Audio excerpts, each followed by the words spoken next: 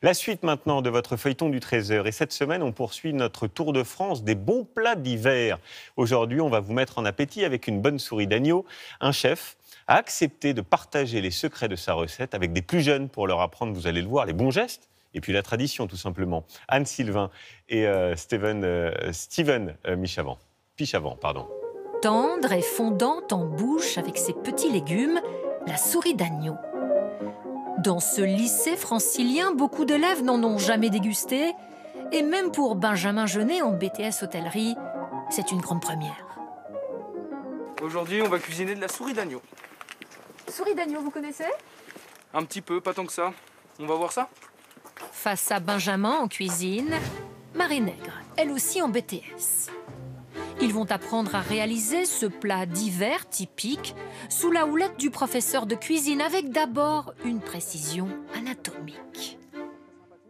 La souris d'agneau, comme vous voyez, c'est un muscle qui est situé sur la patte arrière de l'agneau, hein, qui est juste attaché au gigot.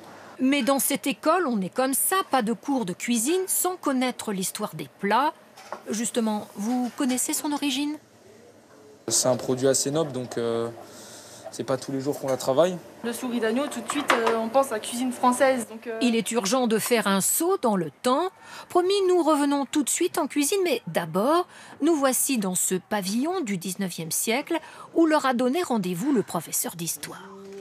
Qu'est-ce que vous m'amenez, c'est magnifique.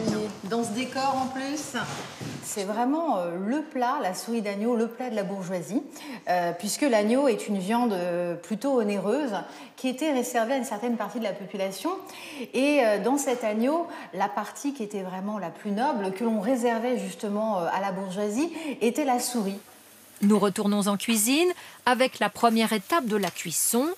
Marie fait rissoler sa viande à feu vif, dans un peu de matière grasse, sans oublier le sel et le poivre. La voilà talonnée par Benjamin qui lui emboîte le pas. Et est en train de lui donner une très très belle coloration qu'on appelle physiquement une réaction de Maillard. Vas-y, tu vas pouvoir y aller. Il faut maintenant déglacer les sucs, ces restes caramélisés de viande avec du vin blanc, la base de la sauce. Ça vraiment, c'est de l'or en cuisine, hein. C'est vraiment tout ce qui va donner le goût et l'onctuosité à ta sauce et va développer tous les parfums. Les souris sont disposées sur ce lit de légumes, puis mouillées de fond de veau et agrémentées de branches de romarin. Reste maintenant à enfourner à 160 degrés pendant 2 heures. Ce serait ça le secret? Le secret d'une bonne souris d'agneau, c'est une cuisson lente. À la fin de la cuisson, la viande tombe toute seule. Ça veut dire qu'elle est bien cuite. C'est le moment de s'attaquer à la garniture de légumes avec ces navets que Benjamin et Marie sont allés récolter eux-mêmes. Nous voici à 5 km de là, chez Guillaume le Noble, maraîcher. On en profite pour enlever la petite racine au bout, hop, et les feuilles. Et voilà, il est prêt, il ne restera plus qu'à le laver. Donc assez simple. Là, je vous laisse le faire. Ça vous saillira un peu les mains. Nos apprentis cuisiniers mettent la main à la pâte. L'objectif, tisser des liens avec les producteurs locaux. Une fois installés dans leurs restaurants respectifs, ils auront le réflexe de s'approvisionner en circuit court. Bah oui, c'est quand même bien le local. Enfin, on sait d'où ça vient, comment ça a été fabriqué. Et on sait qu'il n'y a pas de produit autre que du naturel. Parce que comme ça fait travailler un peu tout le monde, on va dire. Ça fait moins de déplacements et les produits restent plus frais. Il n'y aura pas le transport à avoir.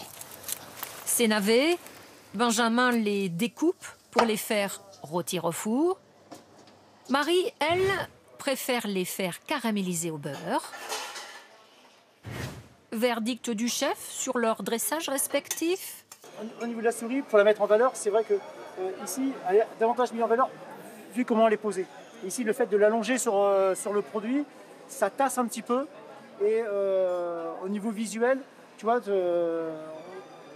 on observe moins la viande, elle est moins mise en valeur par rapport à l'assiette.